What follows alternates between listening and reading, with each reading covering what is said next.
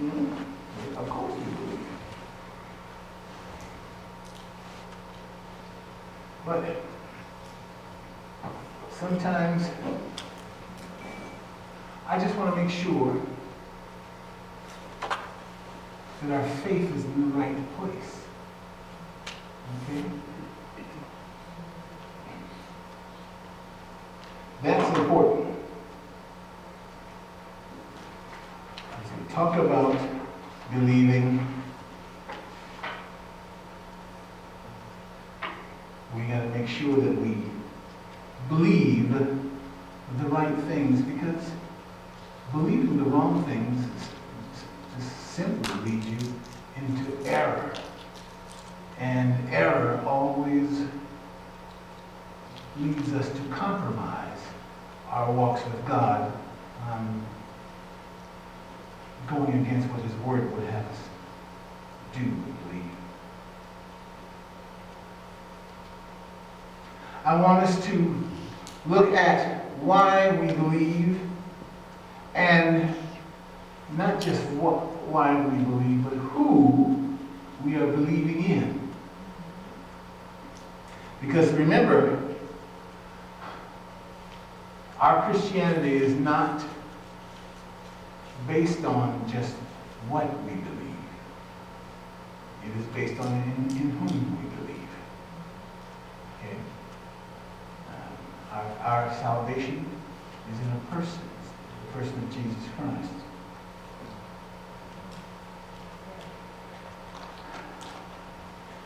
Now, believing is essential. That's one of those statements. Believing is essential. Of course it is. But I want to give it to you from a biblical perspective so that you can understand why believing is essential. The writer of Hebrews tells us,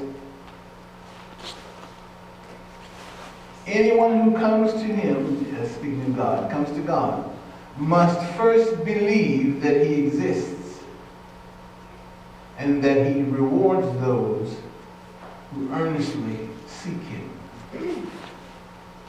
Belief is required for us to approach God. They must first believe that He exists and understand that on God's terms. I've talked with many people who say, well, if God meets my criteria here, and here, I'll believe. No, God, we believe, we come to God on His terms. That's a big erroneous belief that they have, that they can set the standard for which they can approach God. They must first believe that He exists and understand that He exists on His terms. God is not just some nebulous deity out here who is however we perceive Him to be. I hear that a lot. God is however you perceive Him to be. No. God is who He is. And see, that's one of the reasons the Word of God is so important. Because this is how we should perceive Him to be. The Hindus believe that He is this many-headed deity, and Islam teaches that He is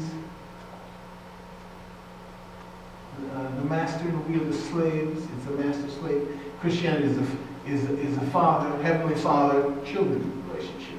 Islam is a master-slave relationship. And it is really different as we talk about who God is. This idea of God is whoever we perceive Him to be. No. I know people who are active in AA, and thank God for Alcoholics Anonymous. Thank God for them. but they speak of putting faith in a higher power, their higher power, however you perceive him to be.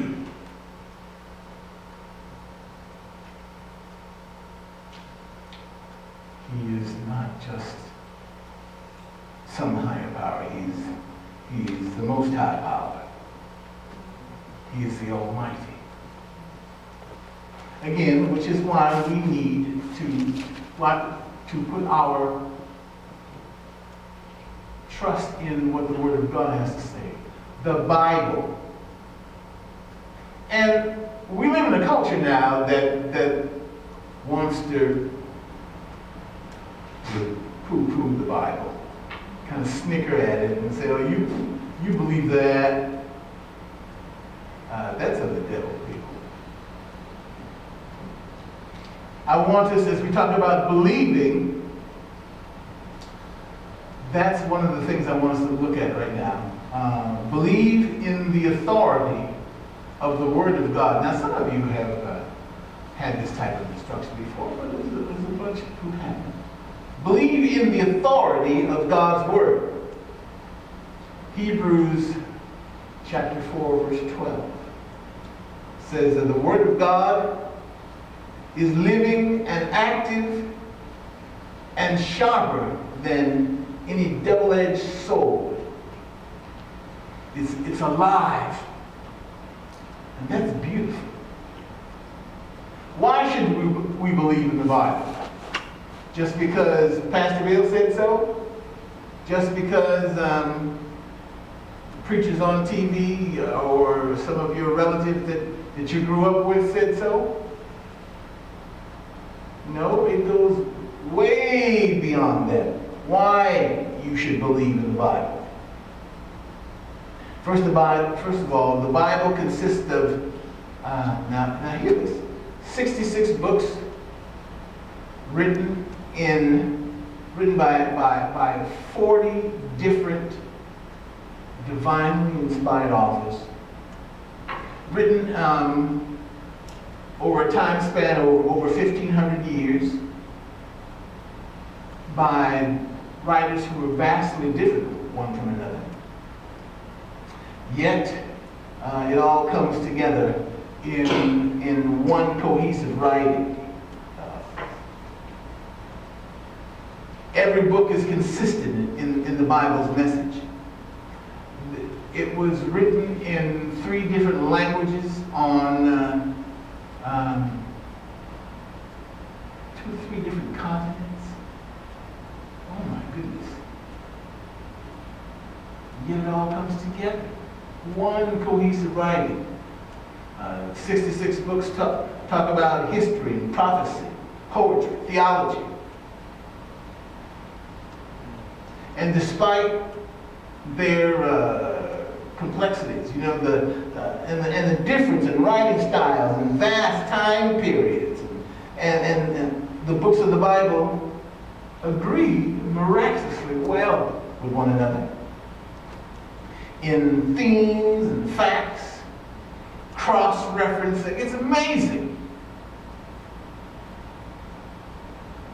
When it comes to prophecy, there's close to 700 prophecies fulfilled out of about 1,000 thus far. None have ever been proven false. See, that's one of the reasons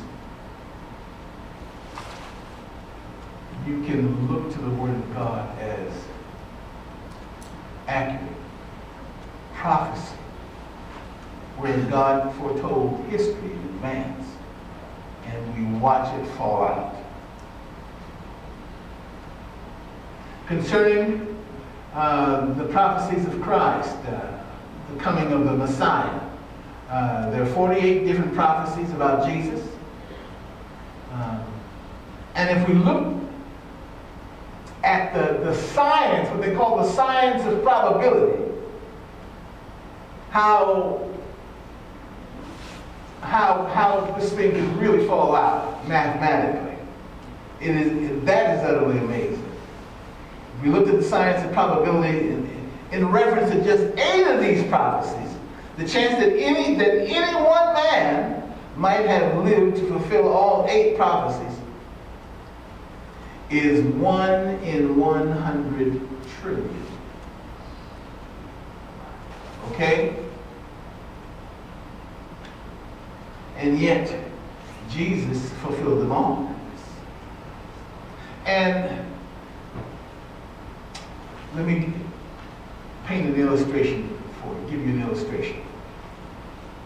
If you take 100 trillion silver dollars, again, if you take 100 trillion silver dollars, it's hard to even wrap your head around how many that is. You take 100 trillion silver dollars and lay them on the face of the ground in Texas. They would cover the entire state, and the entire state of Texas, and would be 2 feet deep. That's what 100 trillion silver dollars looks like in amount. Now, after doing that, we mark one of these silver dollars and place it anywhere or somewhere in the state. Okay? Just one. Now, blindfold the man and let him travel as far as he wished in any direction. But he could only pick up one silver dollar. Because you want him to find the one you mark. Travel as far as he wants in any direction, but only pick up one silver dollar. What chance would he have to pick the right one? Okay. The same chance that the prophets would have of writing just 8 of these prophecies and having them all come true to any one man. That's why the prophecies written about Christ are beyond question. Archaeology confirms that the accounts of the biblical record are true. No other holy book comes close to the Bible in the amount of evidence supporting its divine authorship.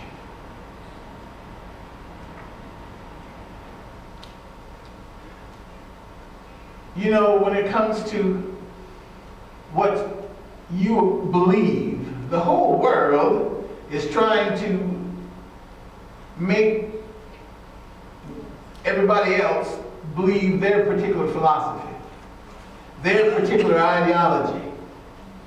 They all wave their own flag and say, this is what's true. And the other guy waves his flag and says, no, this is what's true. And you get a number of people waving the truth flag, and they're vastly different one from another. And then the devil says, well, how can you tell the difference? How can you tell the difference? They all make a claim. Okay. And I'm trying to get you to tell how to make the difference. How to tell the difference. There are psychics on TV, and they're getting millions of people to believe in their version of spiritual reality and the afterlife. And that stuff is of the devil. You understand that? That's of the devil. The things of the psychics, telling people marvelous things that no one could possibly know about that person. And people go, how could we know that? You know, well, obviously I have a gift from God.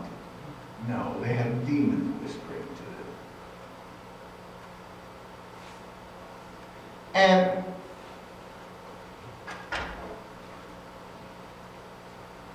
the Bible calls those demons familiar spirits. And tells us in the 18th chapter of Deuteronomy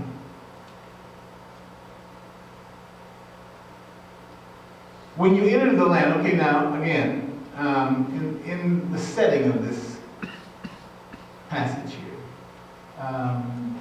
the Israelites have come out of slavery in Egypt, and they're on their way to the promised land. They're traveling. Okay, so in that setting, this is said. When you enter the land the Lord your God is giving you, do not learn to imitate the detestable ways of the nations living there. Let no one be found among you who sacrifices his son or daughter in the fire, who practices divination or sorcery, interprets omens or engages in witchcraft, or casts spells, or who is a medium, there we go, or a spiritist, or who consults the dead. That idea of being a medium and a spiritist and consulting the dead, those people on TV that says, I see there's a man standing beside you there. He says he's your grandfather, Uncle Ned, and this is what he says to you. And people are amazed. And they tear up. Oh, I miss him so much. That's a big gap. I want you to understand that. Verse 12. Anyone who does these things is detestable to the Lord. And because of these detestable practices, the Lord your God will drive those nations out before you. You must be blameless before the Lord your God. And we see the reason why the Israelites got the land that we call the Promised Land. It's because of these detestable practices. God was kicking those people out of that land and giving it to the Israelites. See, in our culture, the devil has stepped up boldly to challenge the authority of the Word of God. He really has. Other faiths, Muslims hold up the Quran and challenge the authority of the Bible. We must know what we believe and why we believe it. Excuse me. Become a student of the Word of God. And I encourage you, if you haven't done so, to if you have a computer, put some Bible software on it. It'll help you big time. I like eSword. The bulk of it is free. Go to eSword.net and you can download a lot of it. And I use it all the time.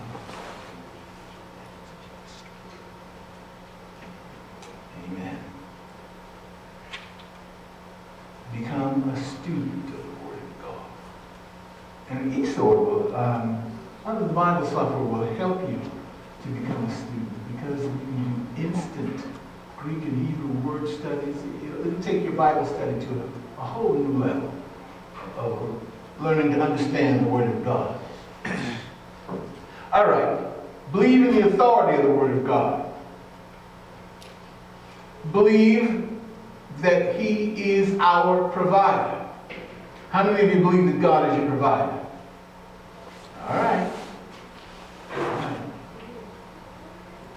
Now, if we believe that God is our provider, we do what He says when it comes to provision. For instance, our giving, our tithe, we took the offering a little while ago. And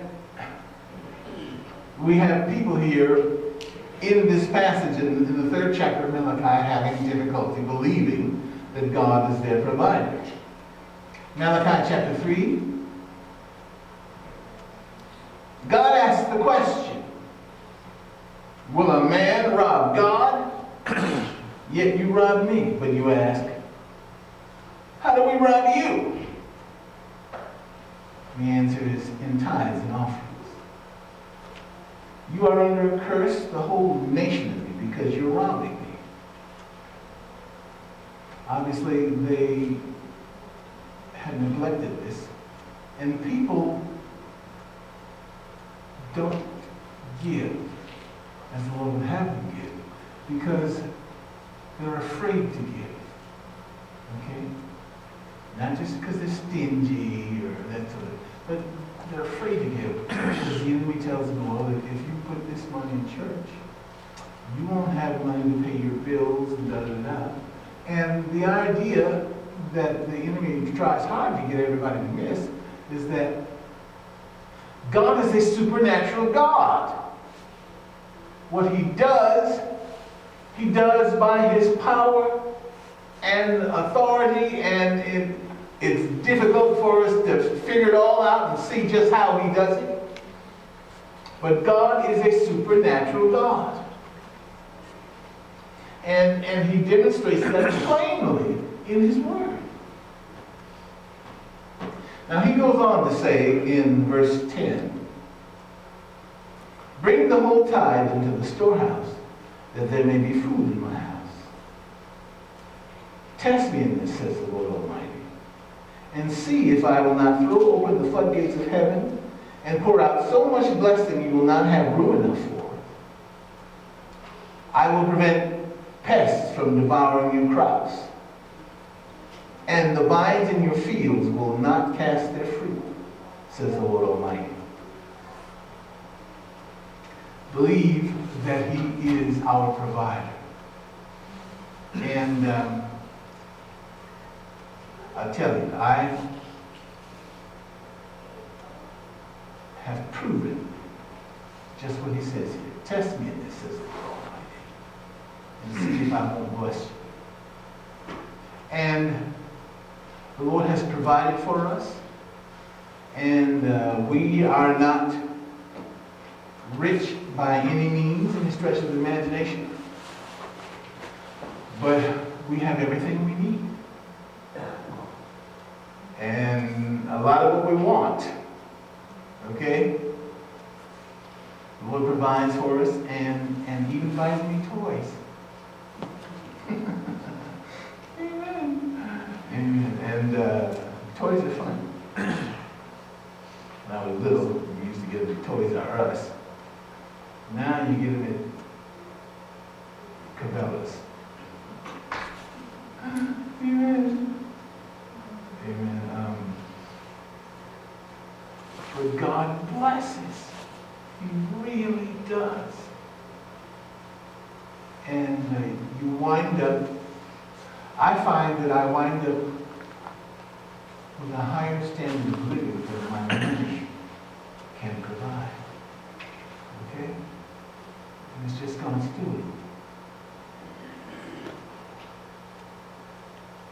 And one of the names of God, Jehovah Jireh. Now we've all heard this out in Christian circles. We hear it in songs, Jehovah Jireh, my provider, his grace is sufficient for me. Jehovah Jireh, in Hebrew, it means the Lord will provide. That's one of his names. That's who he is. Believe that he will provide. He will take care of us. So, in saying all of these things, remember, Jehovah Jireh is who he is. He will be faithful to who he is. So, tithe, no matter what. And let me say this. Tithing is the way to supernatural blessing. Now, some of these guys on TV, on Christian TV, make me sick. Let me say that first of all. Okay? Because they're taking this fact right here and hyping it. They're exploiting it. Okay? They're exploiting it. And they're in their fundraising for the television network. They're having their praise-a-thon. They're trying to raise so many millions of dollars for the budget. I understand what they're doing. I understand it. But they stand up and say, well, the Lord told me if you send in a check for $1,000, $1,500, that He's going to bless you, and everything, all of your fruit trees are going to just be loaded down, and your bank account's going to swell like crazy. Okay, they are exploiting the idea that God will bless. But He does bless. He does bless.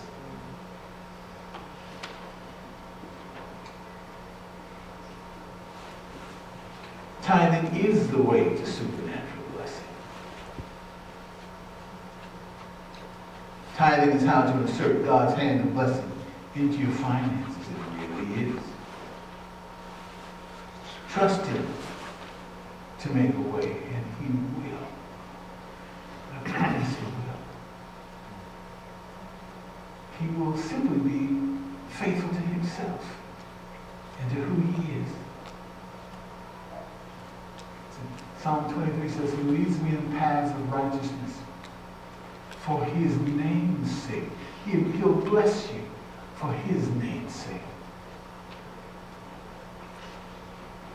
Some people who don't quite understand this will say, I can't afford to tithe. Well, the common answer is you can't afford not to.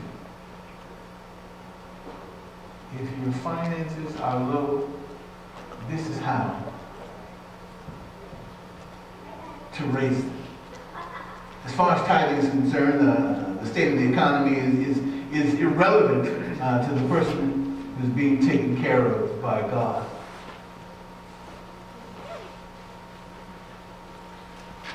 Believe. Believe in the power of prayer. Oh, the Lord takes me there repeatedly. But to believe in the power of prayer. Paul says, I pray also that the eyes of your heart may be enlightened, in order that you may know the hope to which He has called you, the riches of His glorious inheritance in the saints, and His incomparably great power for us who believe. And he goes on to describe that power. The incomparably great power for us who believe. God is a supernatural God, and He does things in power. Incomparably great power. Power that you can't compare to anything else. He rose Jesus from the dead with incomparably great power, and that was a small thing. Believe in the power of prayer. Pray and trust God. And we're going to pray for one another in just a little while at the end of this, which is coming up pretty soon. Again, I want us to have the opportunity to believe. And believe in the authority of God's Word. Believe that He's our provider. Believe in the power of prayer. And believe that you can get over and get past. Now, when I say get over, I don't mean succeeding in the scam, as we tend to use the word get over. Yeah, I'm getting over. We're not talking about succeeding in the scam. We're talking about get over what ails you and get past what troubles you.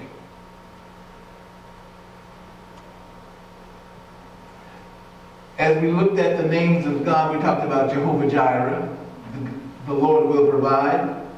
Another one of the names of God from the Hebrew is Jehovah Rapha, the Lord that heals. the Lord that heals, or the great physician.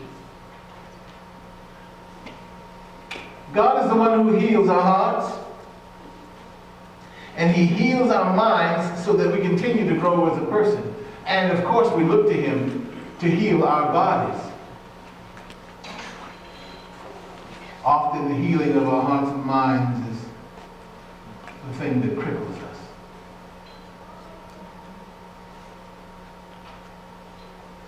And I have found that those who have been crippled by scars on their hearts and minds are people who have not grown as a person, and they're stuck. If you can't grow as a person, you'll have a hard time growing as a Christian. That's the truth. I've met people who were horribly abused by their biological father. And they can't wrap their heads around the idea of God being a good heavenly Father. Can you hear that? You can't have them approach God that way. They can't go there because of the scars on their own heart.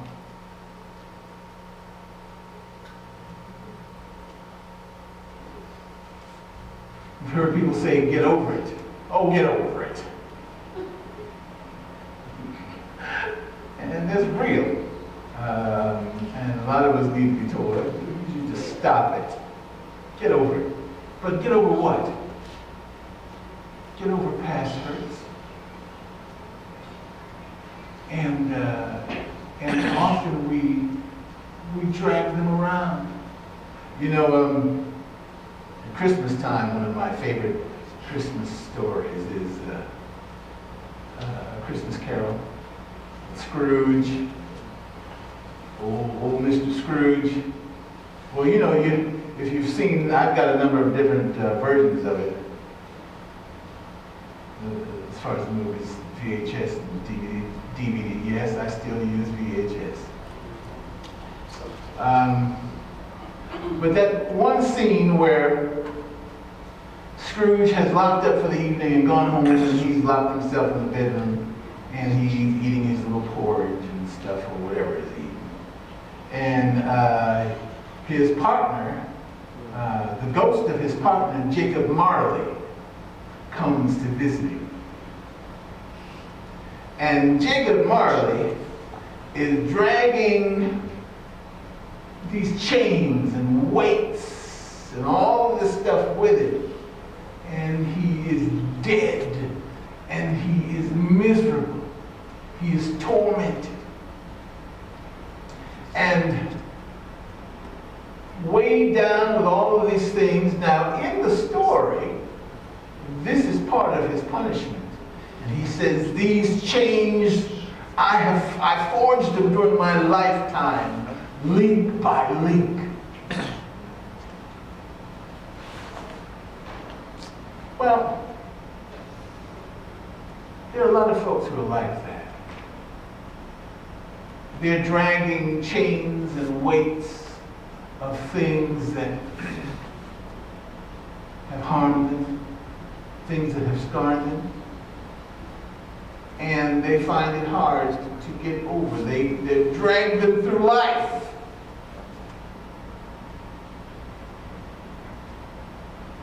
One of the things that helps them get past those past hurts is forgiveness.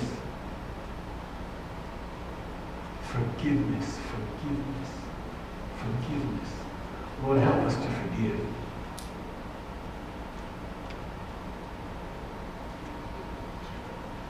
Jesus told us to forgive. That's part of the Lord's Prayer. And forgive us our trespasses or our debts, as we forgive those who trespass against us. He tries to make it crucial that we forgive. Okay? It'll help you get past and get over. And let me give you my last slide. Another one of the many names of God, Jehovah Shalom, the Lord our peace, or the Lord my peace, my peace, my peace. Remember that your salvation is not based on what you believe. It is based on in whom you believe. And his name is Jesus. You are not saved by the content of your faith. You are saved by the object of your faith. And his name is Jesus. He himself is our peace. Scripture says that plainly. He himself is our peace. And it is only appropriate that he be called Jehovah Shalom. So in that I ask, do you have peace in your soul with him?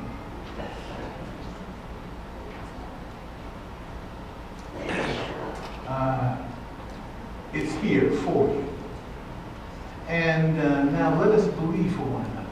Let us take a few minutes and pray with one another. And we're going to believe for this God who is our provider, this supernatural God, because he's here with us. Okay? Karen, I see you, would you tell Geneva to come into the sanctuary now? Thank you. Let's all come forward.